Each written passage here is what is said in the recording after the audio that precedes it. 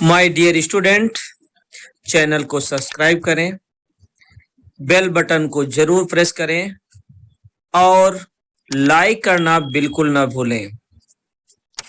Thank you. Good morning student, myself Surendra sir as a physics teacher, जैसा आप जानते हैं। ओके दोस्तों, आज मैं आपको बताने वाला हूँ गॉस के नियम से रिलेटेड उनका एक अनुप्रयोग है। जैसा कि हमने आपको अनुप्रयोग नंबर 1, 2 और 3 बता चुके हैं।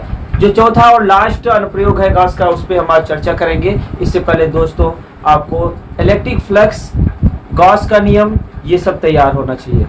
इनकेस भूल गए हो तो मैं डिस्क्रिप्शन में लिंक दे दिया है, और इस वीडियो को देखने से पहले उस वीडियो को, पहले वाले वीडियो को जरूर देखना जिसमें इलेक्ट्रिक फ्लक्स और गॉस ला, क्योंकि गॉस के नियम पे ही अनुप्रयोग डिपेंड है। जब हमें फ्लक्स और गॉस का नियम क्लियर होगा तो ये इजीली समझ में आ जाएगा। तो दोस्तों आज हम पढ़ेंगे गॉस के नियम के अनुप्रयोग, और ये लास्ट अनुप्रयोग है, और अब हम इस पे डिस्कस करते हैं। ओके, तो गॉस का नियम पे आधारित जो हमारा अनुप्रयोग है वो नंबर 4, एक समान आवेशित गोले के कारण विद्युत क्षेत्र निकालना है। हमें विद्युत क्षेत्र ज्ञात करना है। तो चौथा एप्लीकेशन क्या है? एक समान आवेशित गोले के कारण विद्युत क्षेत्र निकालना है। ठीक है, तो जैसा कि मैं आपको चित्र में बना दिया है, बताया भी है, चित्र पहले से बना दिया है, आखिर तो आप देख सकते हो। तो इसमें विद्युत क्षेत्र निकालने के लिए हमें दो चीज करनी पड़ेगी। एक तो गोले के अंदर गॉसियन सरफेस पे विद्युत क्षेत्र निकालना है, और एक हमारे जो हमारा गोला है, आवेशित गोला है, उसके बाहर की गॉसियन सरफेस पे विद्युत क्षेत्र निकालना है। और उसके बेसिस पे जो रिलेशन आता है उसको हमें बताना है कि विद्युत क्षेत्र किसमें कहाँ पे ज्यादा होता है, कहाँ पे बढ़ता है, और कहाँ पे कम होता है, और कहाँ पे नहीं होता है। ठीक है, तो जैसा कि फिगर से हम बताना चाहते हैं आपको कि जो हमारा गॉसियन सरफेस है, जो हमारा एक समान गोला है, उसकी रेडियस जो है आप यहाँ पे देख सकते हो कैपिटल आर है। क्या है? कैपिटल आर है। और इस पे जो आवेश है, इसके अंदर जो आवेश है वो स्मॉल क्यू है। ठीक है, मतलब पूरे गोले पे जो आवेश है वो प्लस क्यू है, जैसा कि हम चित्र में बनाए हैं। ठीक है, इससे पहले हमें ये जानना होगा कि इसके अंदर जो गॉसियन सरफेस है वो क्या है। देखिए ये लाइन जहाँ पे हमारी पेन चल रही है, ये गॉसियन सरफेस है। इनसाइड जैसा मैंने लिखा, गोले के भीतर गॉसियन पृष्ठ, जिसकी त्रिज्या क्या है, आर डैश से डिनोट की गई है, और इस पे जो चार्ज है, आवेश है, वो क्यू डैश है। ओके, अभी हम पढ़ेंगे जब गोले के भीतर गॉसियन पृष्ठ पर विद्युत क्षेत्र, तब हम इस पे डिटेल में डिस्कस करेंगे। और अगर हम कहते हैं गोले के बाहर का जो गॉसियन सरफेस है, ये देख लिए बाहर वाला सरफेस डॉटेड लाइन से बनाया गया है, और इस पे एक पॉइंट पी है जहां से ओ के बीच की दूरी कितनी है, या रेडियस कितनी है, त्रिज्या कितनी है, वो स्मॉल आर मेंशन किया गया है। और यहाँ पे हम किसी सरफेस पे, किसी एक बिंदु पे अगर हम एरिया लेते हैं, तो आप देख सकते हो कि अगर प्लस चार्ज होता है, जो सोर्स चार्ज अगर प्लस होता है, तो विद्युत क्षेत्र अपवर्ड बाहर की साइड में ही होता है। तो जैसे आप विद्युत क्षेत्र देख सकते हो। और जो सरफेस है गॉसियन सरफेस में, उस पे जो एरिया लिया गया है बहुत माइन्यूट लिया गया है, जो डी से डिनोट किया गया है। आप देख सकते हो दोनों का डायरेक्शन डी और ई, दोनों का डायरेक्शन सेम है। ओके, उससे पहले हमें क्या करना पड़ेगा कि अगर हम गॉसियन सरफेस की सहायता से हम यहाँ पे विद्युत क्षेत्र निकालना चाहते हैं, तो पहले तो पता होना चाहिए, अगर ये गोला है तो एक तरह का इसमें आयतन डेवलप होगा। और आयतन के लिए जो हमारा आयतन आवेश घनत्व है, उसको हम किससे डिनोट करते हैं? किससे करते हैं? सिग्मा से नहीं, रो से डिनोट करते हैं। और रो इक्वल टू क्या होता है? कुल आवेश। लिखिए आप लोग, कुल आवेश बटा बाई कुल आयतन। कुल आयतन, ठीक है। अब यहाँ पे कुल आवेश कितना है? Q है। आयतन कितना है? B है। तो आवेश किसका है? ये गोले के अंदर आवेश। लिखिए, गोले के अंदर कुल आवेश। गोले के अंदर या भीतर दोनों ही के अंदर कुल आवेश क्या होगा? Q इक्वल टू क्या लिखे? से मल्टीप्लाई हो जाएगा रो बी। ठीक है, अब हमें अगर Q की वैल्यू निकालनी है तो सबसे पहले हमें ये पता होना चाहिए कि गोले का आयतन क्या होता है। कितने लोग बता सकते हैं? गोले का आयतन कितने लोगों को पता है? सभी लोगों को मालूम है? चलो बोलो फिर, मालूम है बोलिए। गोले का आयतन क्या है? गोले का b इक्वल टू क्या लिखे? 4/3 पाई r क्यूब। अच्छा, तो कौन सा r लेंगे? कौन सा r लेंगे बताओ? स्मॉल r लेंगे या कैपिटल R लेंगे? गोले की त्रिज्या क्या है? कैपिटल R है, तो यहाँ क्या लिखेंगे? r cube. Very good. तो ये फार्मूला आपको याद है, तो ये सबको इजी लगेगा। अब क्या करेंगे? v की जगह पे हम क्या लिखेंगे? 4/3। तो लिखिए 4/3 पाई r क्यूब इंटू रो। ये इक्वेशन नंबर 1 है। ठीक है। अब इसके बाद हमें करना क्या है कि गोले के आवेशित गोले के अंदर गॉसियन सरफेस पे हमें निकालना है विद्युत क्षेत्र, और गोले के बाहर जो हमारा गॉसियन सरफेस है उस पे हमें निकालना है विद्युत क्षेत्र। तो पहला पॉइंट पे हम चर्चा करते हैं कि पहले हम गोले के अंदर गॉसियन सरफेस पे हम क्या निकालेंगे? विद्युत क्षेत्र निकालेंगे। इसके बाद बाहर निकालेंगे, फिर हम उसको टैली करेंगे, वेरीफाई करेंगे। एक ग्राफ के द्वारा हम आपको बताएंगे कि कहां से कहां तक विद्युत क्षेत्र बढ़ेगा, कहां पे मैक्सिमम होगा और कहां से वो कम होना चालू होगा। ठीक है। तो पहले हम पहुंचते हैं अपने टॉपिक पे। नंबर 1 टॉपिक क्या है? पहला नंबर हम इसको देते हैं गॉसियन सरफेस के लिए जो गोले के भीतर है। तो लिखिए आप लोग, नंबर 1 गोले के आवेशित गोले के भीतर गॉसियन सरफेस पर गॉसियन पृष्ठ के किसी बिंदु पर विद्युत क्षेत्र। ठीक है। हमें क्या निकालना है? विद्युत क्षेत्र निकालना है। किस पे निकालना है? P डैश बिंदु पर। माना कि अब जो आपने लिया है उसको लिखना है। एग्जाम में क्या होता है? फिगर बना देते हैं, डेरिवेशन करते, हो गया। तो हो कैसे जाता है? वो होता नहीं है, उसके मार्क कट जाते हैं। तो इसलिए हमें क्या करना पड़ेगा? स्टेटमेंट जरूर लिखना। तो जो आप बनाए हो उसको लिखो। माना कि क्या मान रहे हो? गोले के अंदर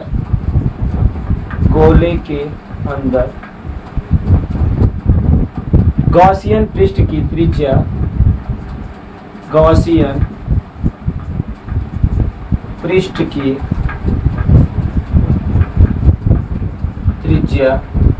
त्रिज्या क्या है इसकी?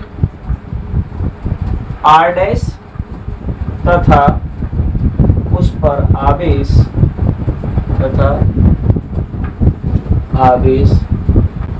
q dash. जैसा कि चित्र में आप देख सकते हो, ये P पॉइंट है। ये जो अंदर वाला डॉटेड सर्कल है ये क्या है? गॉसियन सरफेस है। किसके लिए? यहाँ पे देखो हमने मेंशन किया है, ये यहाँ से लेके यहाँ तक, ये गोले के भीतर गॉसियन पृष्ठ, इसकी बात कर रहे हैं। और इसका जो एरिया है वो A डैश है। एरिया मतलब इसका क्षेत्रफल। ठीक है। अब लिखेंगे हम, यहाँ पर आप देख सकते हो, अगर हम कंपेयर करें उसके रेडियस को तो r dash is less than capital R। ठीक है। कहने का मतलब जो हमारा गोला है उसका त्रिज्या r है, और जो हमने ये लिया है ये r डैश है, ये उससे छोटा है। ठीक है। यहाँ तक कोई डाउट नहीं। अब हमें क्या निकालना पड़ेगा? q डैश की वैल्यू निकालनी पड़ेगी। वो कैसे निकालना पड़ेगा? घनत्व से। कौन सा घनत्व? आयतन आवेश घनत्व से निकालना पड़ेगा, और उसके लिए पूरे सिस्टम के लिए उसकी वैल्यू सेम होती है। तो अगर हम इसमें आयतन घनत्व की बात करें तो यहाँ पे क्या होगा? Rho equal to q dash by b, या b डैश, ये होगा ना। तो q डैश क्या होगा? q dash equal to rho into b dash. अब b डैश किसका वैल्यू है? ये अंदर का सरफेस। तो उसके लिए हम b की वैल्यू, हमें वही फार्मूला पुराना ही लगेगा।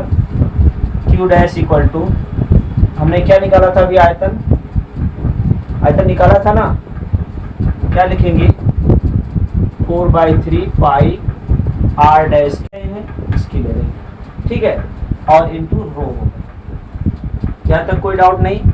अगर हम रो की वैल्यू रखें तो क्या रखें, अगर इसमें हम रो की वैल्यू रख दें, मान रख दें, तो रो का मान कैसे आएगा, रो का मान आपने निकाला था, क्या था, Q बाई V, और यहाँ पे आपने फार्मूला लिखा था Q by 4/3 pi R Q, यही था ना। तो यहाँ पे ये अगर मान रख देते हैं इसकी जगह पे, ये वैल्यूज रखते हैं, तो क्या लिखेंगे इसकी जगह पे, तो हम लिखेंगे Q dash equal to 4/3 pi R dash cube into Q upon 4/3 pi R cube, ठीक है। तो ये 4/3 कैंसल, पाई कैंसल, जो बचता है वो हमें लिखना है, ठीक है। तो आई थिंक ये तो लिख लिया होगा आप लोगों ने, रब करें, चलो ठीक है, अब रब कर देते हैं। अब इसकी वैल्यूज को हम आगे बढ़ाते हैं। तो हमारे पास Q डैश की वैल्यूज, ठीक है, आयतन घनत्व के रूप में मिल रही है, और जो वैल्यूज है कुछ इस तरह से है, Q, यहाँ पे ऊपर क्या बचा है, R dash cube by R cube, ये इक्वेशन नंबर क्या लेंगे, सेकंड ले लेते हैं, फर्स्ट तो हमने ले लिया था। यहाँ तक किसी को डाउट है तो पूछ सकते हैं, है कुछ प्रॉब्लम नहीं है। अब नहीं है तो हम आगे बता सकते हैं, क्योंकि अब हमें आवेश मिल गया है और निकालना है विद्युत क्षेत्र, सही ना, क्या निकालना है, विद्युत क्षेत्र, वेरी गुड। तो विद्युत क्षेत्र निकालने के लिए कौन सा नियम लगाएंगे, कोई सा कूलम लॉ या फिर कोई न्यूटन लॉ, बहुत सारे लॉज हैं, कौन सा लगाएंगे, अच्छा कोई भी इसमें नहीं लगे तो कौन सा लगाएंगे, गॉस लॉ, गुड। तो हम लिखेंगे, लिखो, गॉस के नियमानुसार, गॉस के नियमानुसार, अगर गॉस का नियम के अनुसार हम निकाल रहे हैं फ्लक्स, गॉस का नियम क्या है सबको पता है, मालूम है, बोलो फिर क्या होता है, अच्छा फाई इक्वल टू क्या बोल रहे हो, इंटीग्रेशन एस और क्या, ई वेक्टर, अच्छा D A vector equal to क्या होता है, Q by epsilon naught, Q होगा या क्यू डैश होगा बताओ, हाँ क्यू डैश, अच्छा ठीक है, ये गलती करोगे तो फिर इक्वेशन गलत हो जाएगी, ठीक है। तो ये क्यू डैश है, यहाँ तक कोई डाउट नहीं है। अगर हम इसका इंटीग्रेशन करते हैं, अगर आप देख सकते हैं, अगर कोई भी आप पॉइंट पी है तो वो भी जो इलेक्ट्रिक फील्ड इसका आउटवर्ड ही होगा, इसकी वैल्यूज क्या होगी, कॉस जो थीटा की वैल्यू होगी, इसको हम ऐसे भी लिख सकते हैं, integration S E D A cos theta equal to Q dash by epsilon naught. और यहाँ पे आप देख सकते हो कि जो कॉस थीटा की वैल्यूज है, वो थीटा की वैल्यू क्या होगी, 0 होगी, तो कॉस 0 की वैल्यू क्या हो जाएगी, 1 हो जाएगी, कहने का मतलब ये वैल्यू 1 ही हो जाएगी, ठीक है। तो इसको हम लिख सकते हैं E vector D a integration मतलब डी ए का इंटीग्रेशन करेंगे तो छोटा पार्ट नहीं, पूरे स्फीयर के लिए, पूरे गोले के लिए हमें एरिया मिल जाएगी। तो अगर हम इसकी एरिया की बात करें तो ये कॉस यहाँ पे 0 लिख दीजिए और ये मल्टीप्लाई कर दीजिए 1 equal to Q dash by epsilon naught, ठीक है। अब हम क्या कर सकते हैं, इसको लिख सकते हैं ई वेक्टर ई, इसको ए डैश लिखेंगे, ए डैश किसका है, इस अंदर का जो गॉसियन सरफेस है गोले की, उसकी एरिया ए डैश लिया है। जब इंटीग्रेशन हटाएंगे तो कैपिटल ए हो जाएगा और ये Q dash by epsilon not होगा। यहाँ तक कोई डाउट नहीं है कहीं पे, अच्छा यहाँ मान क्या लिखोगे, एरिया क्या होता है, चलो बोलो, गोले का आयतन तो बता दिया आप लोगों ने, गोले का क्या बताना पड़ेगा, क्षेत्रफल, कितने लोगों को पता है, सबको पता है, चलो फिर लिख डालो, फिर पता है तो क्या करेंगे, अब इस वैल्यूज को हमें पुट करनी है, जहां पे ए है वहां पे क्या लिखना है, इसके मान को रखना है, ठीक है।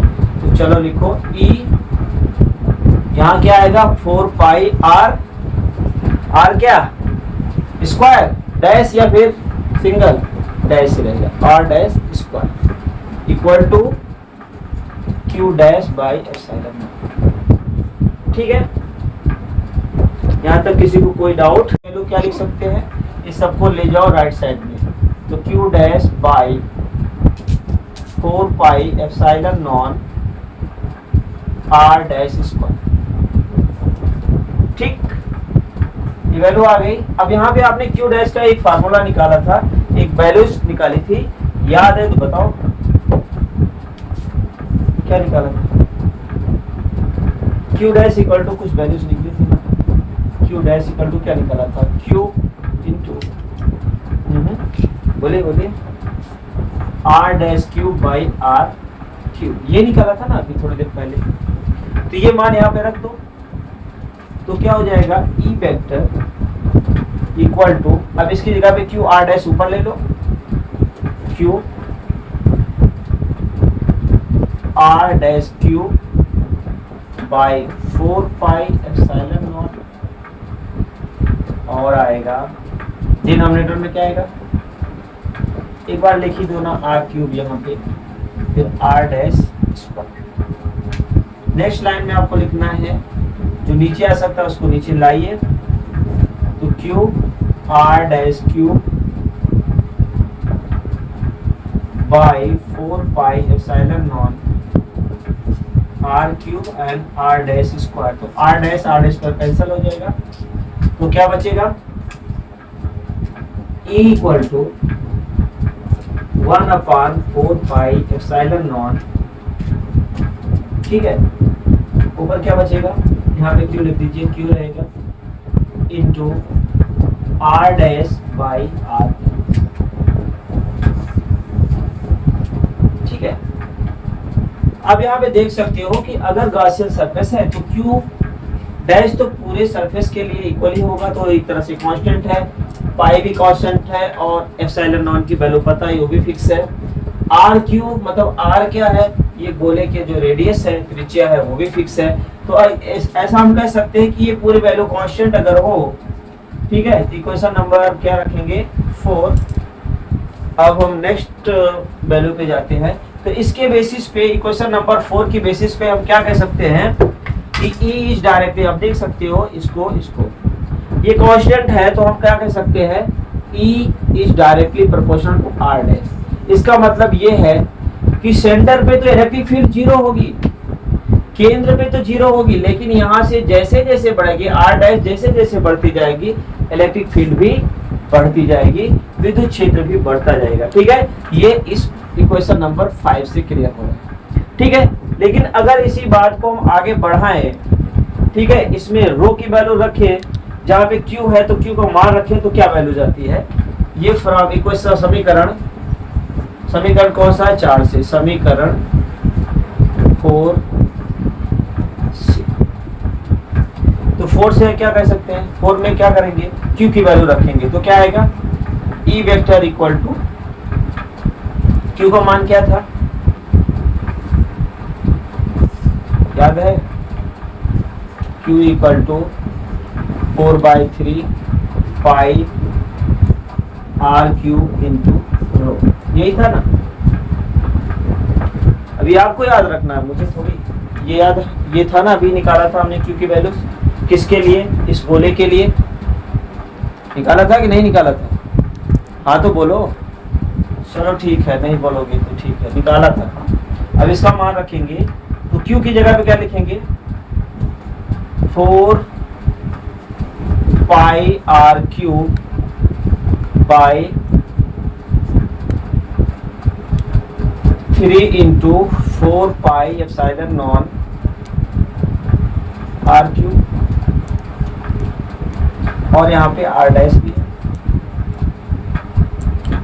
ठीक है, तो ये तो वैल्यू ये हो गई था, कुछ कैंसिल हो रहा, कुछ बच रहा, 4 पाई कैंसिल हो गया, आर क्यूब कैंसिल हो गया, तो क्या बचा ऊपर, rho R dash by 3 epsilon naught. तो यहाँ पे भी आपको स्पष्ट है कि ये रो भी और ये एप्सिलॉन नॉट दोनों कांस्टेंट हैं, इसलिए हम क्या लिख सकते हैं, इसके लिए भी अगर हम रो के फॉर्म में भी लिखें, तब भी यहाँ पे ये E is directly proportional to R dash.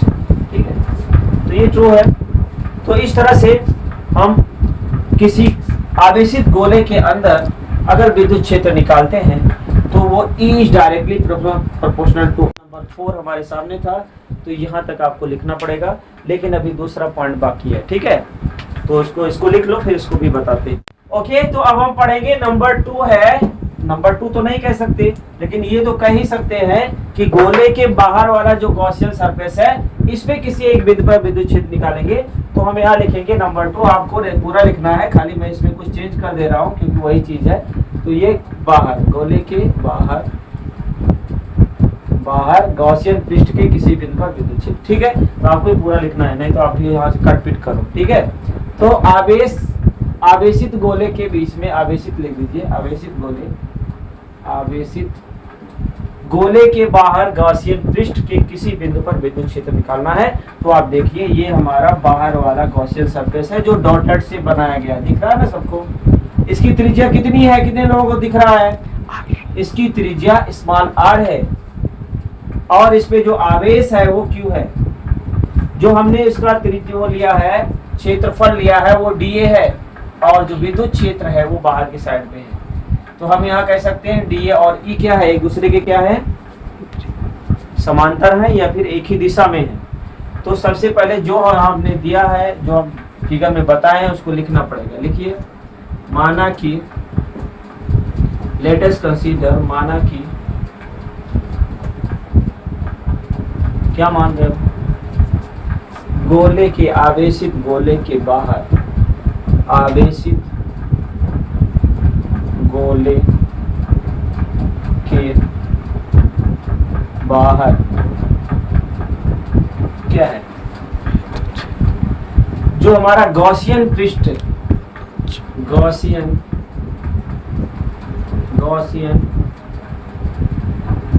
पृष्ठ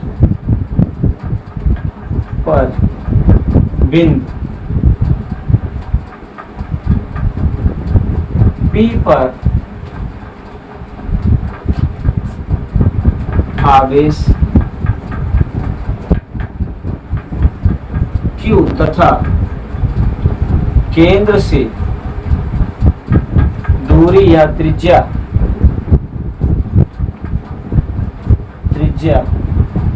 क्या है, स्मॉल r है। यहाँ पे हम कह सकते हैं कि r is greater than capital. कहने मतलब जो हमारा गॉसियन सरफेस है, उस पे जो बिंदु है, उसकी जो दूरी है उसे, वो हमारे गोलीय आवेशित सरफेस की दूरी से ज्यादा है, ठीक है। जैसा कि आकृति में बनाया गया, आकृति चित्र जो भी लिखो कि चित्र में बनाया गया, ठीक है। तो अब हम इसको आगे बढ़ाएंगे। क्या निकालना है हमें, जब हमें सारी चीजें पता चल गई तो हमें इसमें विद्युत क्षेत्र निकालना है, इस बिंदु पर विद्युत क्षेत्र। अब यहाँ पे विद्युत क्षेत्र में हमने एरिया dA लिया है, और किस नियम का यूज करेंगे हम, नियम कौन सा होगा, गॉस के नियम अनुसार। लिखिए, गॉस के नियमानुसार। गॉस का नियम क्या था, कई बार पढ़ा है आपने, अब तो याद हो गया होगा। E vector into dA vector equal to Q by epsilon. Q होगा, Q डैश होगा, क्या होगा, Q या Q डैश, बोलो। Q ही होगा, क्यों, हाँ, क्योंकि जो हमारा गोलीय सरफेस है ये Q है, और बाहर की साइड में जो आवेश रहेगा वो Q ही लगेगा। Very good. अब आगे हम बढ़ते हैं। इसको हम क्या लिख सकते हैं, integration S E dA cos theta equal to Q by epsilon. Okay, अगर ये E तथा dA की दिशा सेम है, मतलब एक ही दिशा में, दिशा एक है, एक ही ओर है, तो क्या होगा, थीटा की वैल्यू 0 होगी। तो cos थीटा की वैल्यू, cos 0 की वैल्यू क्या होती है, 1 होती है। ये मान यहाँ पे रखेंगे। तो नेक्स्ट लाइन में लिखेंगे, E को हम बाहर कर लेते हैं, integration S D A cos 0 degree equal to Q by epsilon.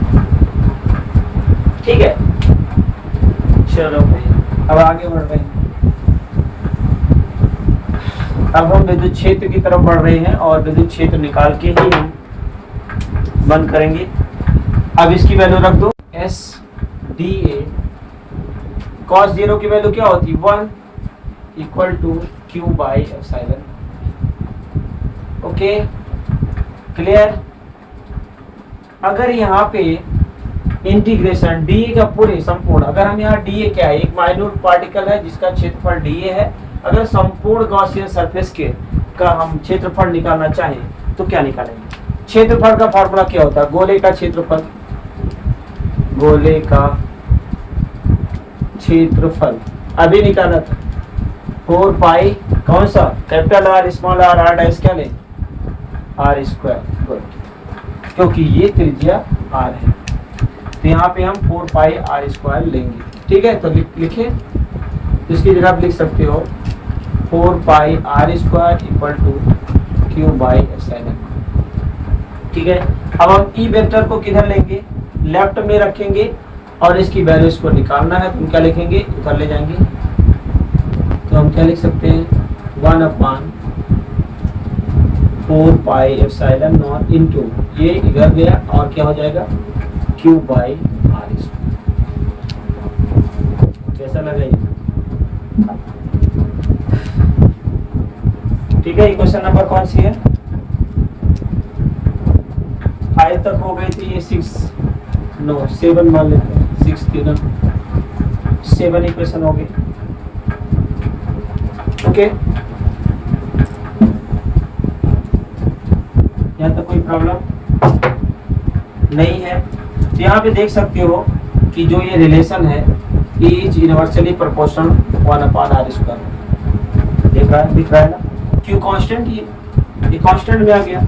इसी तरह से अगर हम कहें कि विद्युत क्षेत्र अगर हम इसके सरफेस पे निकालें, इसके गोलीय, ये जो गोलीय गोला हमारा आवेश गोला है, इसके सरफेस पे निकालें तो क्या होगा? जो स्मॉल आर होगा उस पर कैपिटल आर लिख देंगे और समीकरण 7 में क्या करेंगे? इसका मान रख देंगे। देखिए समीकरण 7 में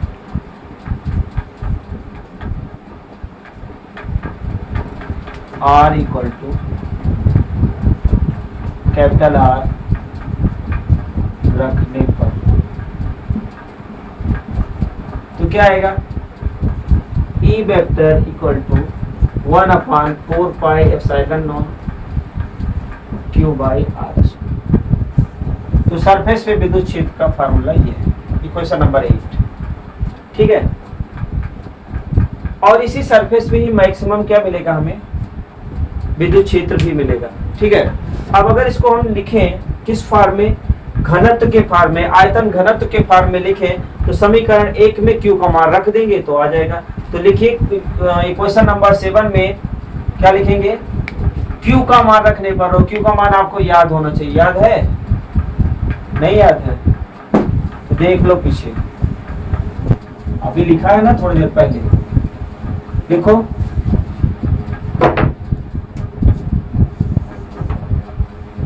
तो समीकरण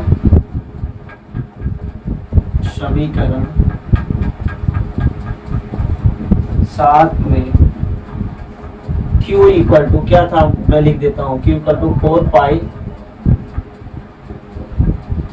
आर क्यूब रो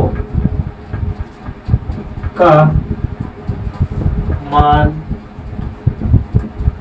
रखने पर, रखिए तो E इक्वल टू क्या था?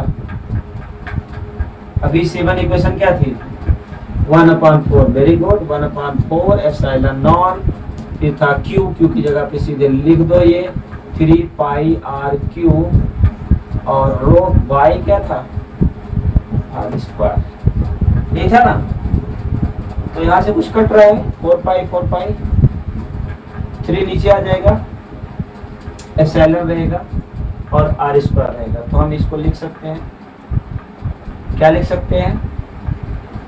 रो बाई एप्सिलॉन नॉन 3 नीचे आ जाएगा और ऊपर आएगा आर क्यूब बाई आर। यहां से भी प्रूव हो रहा है। ये क्वेश्चन नंबर 9 है। 9 में आप देख सकते हो एप्सिलॉन नॉन कांस्टेंट है, रो भी है। यहाँ पे भी हम ये लिख सकते हैं कि जो विद्युत क्षेत्र होता है वो गोले के सरफेस से जितनी दूर जाता है वो आर स्क्वायर के रूप में कम होता है। क्लियर हुआ? ऐसे कैसे क्लियर हो जाएगा? अब आपको हम एक फिगर बना के बताते हैं और उस फिगर के बेसिस पे आपको जल्दी से समझ में आ जाएगा कब कौन क्या होता है। ठीक है, तो इतना लिख डालिए। लिख लिया। इक्वेशन नंबर 10 ये है और इसके पहले इक्वेशन नंबर निकाला था हमने 7-6। वहां पे E इक्वल टू क्या था?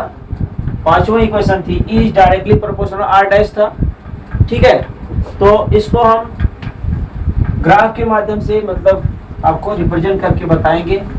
X और Y एक्सिस पे R और E को रिप्रेजेंट करके बताएंगे। तो ड्रा करिए X और Y एक्सिस। X एक्सिस पे आपको R लेना है और Y एक्सिस पे आपको लेना है विद्युत क्षेत्र और ये हमारा है सेंटर। क्या है? O। ठीक है, पता चल गया। अब हमने पहले में क्या निकाला था? E is directly proportional to R dash. ठीक है, निकाला था या नहीं निकाला था? कहने का ये मतलब है कि अगर गोले के अंदर गॉसियन सरफेस से यहां से जैसे जैसे ये R बढ़ता जाएगा विद्युत क्षेत्र बढ़ता जाएगा। यही मतलब है ना डायरेक्टली। जब R बढ़ेगा तो E बढ़ेगा। E क्या है? विद्युत क्षेत्र है। तो आप यहाँ पे आ जाइए R तक, क्योंकि R तक ही बढ़ेगा। ठीक है, यहाँ पे भी R है, इधर भी ले सकते हो। यहाँ से इधर जाते हुए बढ़ता जाएगा। कहाँ तक जाएगा? R मतलब गोले के सरफेस तक। ठीक है, और सरफेस पे मैक्सिमम मिलेगा क्योंकि उसके बाद तो कम हो रहा है। तो मैक्सिमम कहाँ तक जाएगा? R पर जाएगा। ठीक है, तो ये आप एक फिगर बनाइए, इसे डॉटेड लाइन बनाइए, आपको भी अच्छा लगेगा। और यहाँ पे R dash equal to R कर दीजिए। जब R डैश R के बराबर हो जाएगा तब मैक्सिमम होगा। तो ग्राफ कैसे होगा? बढ़ते हुए कैसे बनाए? एक लाइन खींच दें ऐसे। इसको हम क्या लिख सकते हैं? Is directly proportional to R dash. ठीक है, और यहाँ पे लिखोगे E मैक्स। E मैक्स मतलब विद्युत क्षेत्र यहाँ पे मैक्सिमम मिलेगा इस पॉइंट पे। दूसरा क्या था? V था, V 10 equation. E is inversely proportional to R square. Inversely का मतलब क्या है कि जब यहाँ से दूरी बढ़ेगी, यहाँ से ये जितनी ज्यादा दूरी जाएगी या फिर यहाँ से जितना ही दूर बढ़ता जाएगा R स्क्वायर के रूप में कम होता जाएगा। तो क्या हो जाएगा? यहाँ से ग्राफ कैसे बनेगा? रैपिडली कम होगा। डिस्टेंस थोड़ी भी कम होती है तो इसका वैल्यू बहुत जल्दी कम होती जाएगी। ठीक है, तो इस तरह से ग्राफ बनेगा। तो यहाँ पे क्या लिखोगे? जब इसकी दूरी ऊपर बढ़ रही है, यहाँ से ऊपर जा रही है तो रैपिडली कम होती, बहुत जल्दी कम होना चालू हो जाती है। तो इसके बेसिस पे इसको लिख सकते हो is inversely proportional to R square. ठीक है, पता चल गया? क्या पता चला? कि किसी आवेशित गोले के केंद्र पर विद्युत क्षेत्र 0 होता है, लेकिन उससे अगर हम त्रिज्या को बढ़ाते जाते हैं तो उसका विद्युत क्षेत्र बढ़ता है। कहां तक बढ़ता है?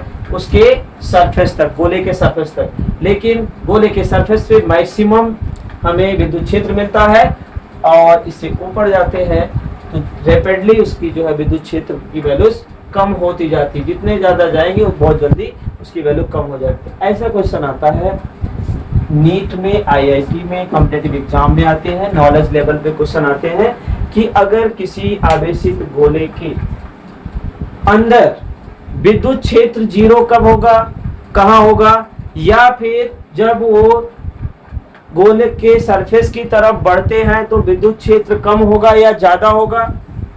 ये तो इसी पे डिपेंड करता है। ये कंसेप्ट क्लियर होगा तो आप बता ही सकते हो। जब ऊपर जाएंगे तो बढ़ेगा, नीचे जाएंगे तो कम होगा, लेकिन सरफेस पे मैक्सिमम होगा, उसके ऊपर जाएंगे तो कम होगा, ऊपर से सरफेस की तरफ आएंगे तो बढ़ेगा। ठीक है, ऐसे क्वेश्चन आते हैं लेकिन हम छोड़ देते हैं या फिर गलत कर देते हैं। ठीक है, तो ये चीजें बहुत इंपॉर्टेंट है। ये ग्राफ बहुत जरूरी है किसके लिए? नीट में आते हैं क्वेश्चन, नॉलेज लेवल के क्वेश्चन जो आते हैं छोटे छोटे, तो इसमें आप लोग थोड़ा भी अगर ध्यान दोगे तो कर लोगे। और ये एमसीक्यू बोर्ड में आते हैं, तो बोर्ड एग्जाम के लिए भी इम्पोर्टेंट है और इसके लिए भी इम्पोर्टेंट है। इसलिए अभी बता रहा हूँ कि अभी पढ़ रहे हो तो आपको ध्यान रहेगा कि क्या चीजें हमें पढ़नी है, क्या छोड़ देनी है। बार वीडियो को देख लेना, अगर समझ में कम आए नहीं तो मुझे फोन कर लेना, ठीक है। तो ये समझ में आ गया, ये क्लियर हुआ?